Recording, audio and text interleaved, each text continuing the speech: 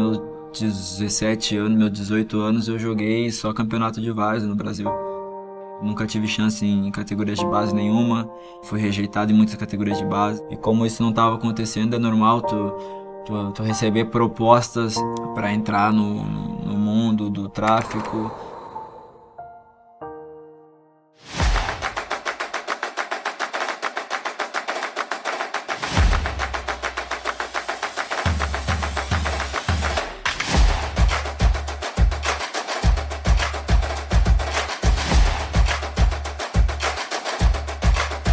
De rejeitado na base a estrela na Europa, eu vou contar pra vocês a emocionante história do Rafinha e como ele saiu de um jogador dispensável no Barça pra tá voando agora.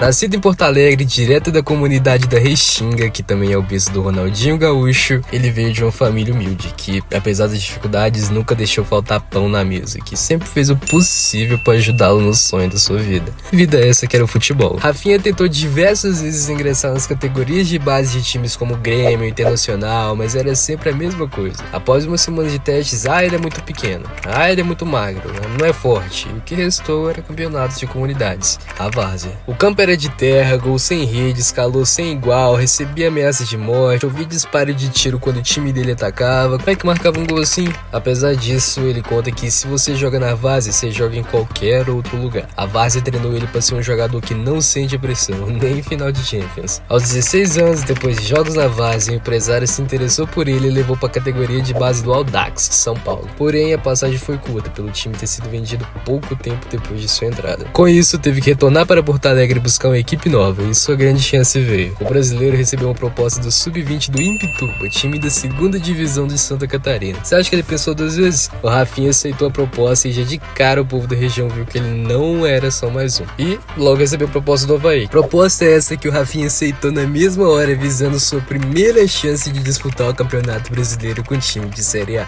Tudo acertado com o Avaí, mas o Rafinha é vendido antes mesmo de estrear no futebol profissional. O desempenho do jogador foi muito maior do que a gente imaginava. O talento de Rafinha chamou a atenção de Deco, ídolo do Barcelona e do Porto, que passou a agenciar a carreira do jogador e entrando em acordo com Vitória de Guimarães, lá de Portugal, por 600 mil euros. Foi um passo enorme na vida de um jovem rejeitado por onde passava.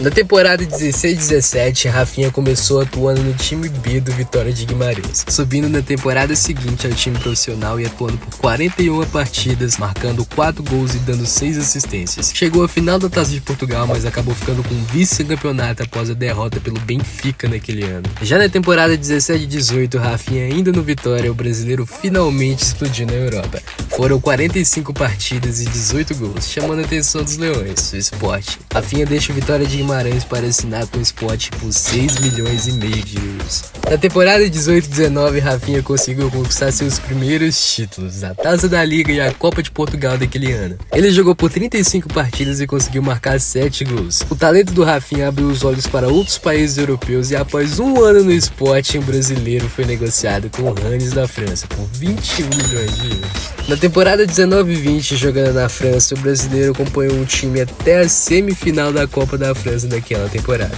No campeonato francês, o time alcançou a terceira colocação da liga, Rafinha tendo marcado 7 gols em 30 jogos pelo clube, assinando os papéis que o lugar dele é na Europa mesmo, deixando o time rumo à Premier League, onde faria história no topo do futebol mundial. Foi no Leeds United que foi a primeira virada de chave na carreira do Rafinha. O brasileiro destacou rapidamente no time e na Premier League em geral na temporada 2020-2021, após marcar 6 gols e dar 9 assistências na sua primeira temporada no campeonato inglês, e que o fez na temporada seguinte vestir a camisa 10 do clube. Depois disso, meu amigo, ninguém parava o cara. Na temporada seguinte, Rafinha se destacou ainda mais com a camisa 10, não sentindo pressão nenhuma, marcando contra Chelsea, Arsenal, Manchester United e até mesmo concorreu ao prêmio de melhor jogador do mês de fevereiro daquele ano. Porém, foi vencido pelo Matip. E conforme muitos esperavam, chamou a atenção de Tite, que convocou o jogador pela primeira vez para a seleção, que na sua estreia foi responsável por 2 assistências contra a Venezuela nas eliminatórias da Copa do Mundo de 2022. 2022. Voltando ao Leeds, apesar do bom desempenho do brasileiro, o clube não conseguiu se dar bem no campeonato inglês daquele ano. E a equipe só não foi rebaixada devido ao gol do Rafinha, que no último jogo da temporada, a equipe brigando para não cair, sofre o pênalti e marca um golaço no último jogo da temporada contra o Brentford, salvando sua equipe do rebaixamento e cumprindo a promessa atravessando o campo de joelhos. E com muitos clubes grandes interessados neles, até praticamente o Big Six inteiro, Rafinha deixa o Leeds em julho de 2022 para se transferir para o Barcelona, uma negociação de aproximadamente 58 milhões de euros, concluindo sua passagem solo inglês com 17 gols, 11 assistências em 67 partidas pelo Leeds United e realizando seu sonho de jogar pelos culés.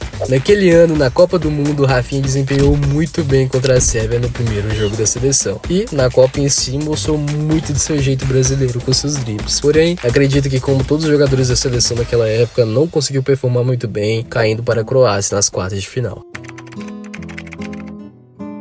No Barcelona, Rafinha já estreia pelo time catalão com 1 gol e 2 assistências no amistoso contra o Inter de Miami. 4 dias depois, ele garante uma vitória por 1-0 no amistoso El Clásico, em Las Vegas. Após isso, Rafinha continuou fazendo uma boa temporada pelo Barça na temporada 22-23, tanto que terminou com 10 gols e 12 assistências, vice-artilheiro do time, atrás apenas do Lewandowski e o segundo com mais assistências também. Porém, em meio de lesões e ascensões de estrelas na mesma posição, como Lamine Yamal na ponta direita, ou o Gavi, que entrou no jogo com ponta esquerda do nada no lugar do Rafinha e decidiu uma Supercopa da Espanha em cima do Real Madrid, o brasileiro foi deixado cada vez mais de lado pelo técnico-chave. Na temporada 24-25, uma incerteza rondou a permanência de Rafinha na equipe. Ainda na primeira janela de transferência daquela época, o atleta foi vinculado a outras equipes, assim que Deco comunicou ao brasileiro que ele procurasse outro time. No entanto, o desejo do novo treinador do Barça, Hansi Flick, e a ambição de Rafinha fez com que ele ficasse no time. E que decisão, hein? Para abrir espaço para Yamal na ponta direita, Flick teve a brilhante ideia de colocar o brasileiro como meio atacante, utilizando a incrível visão de jogo e técnica do Rafinha. Tanto que no dia que eu tô gravando isso aqui já são 13 gols, sendo 5 em Champions e 10 assistências.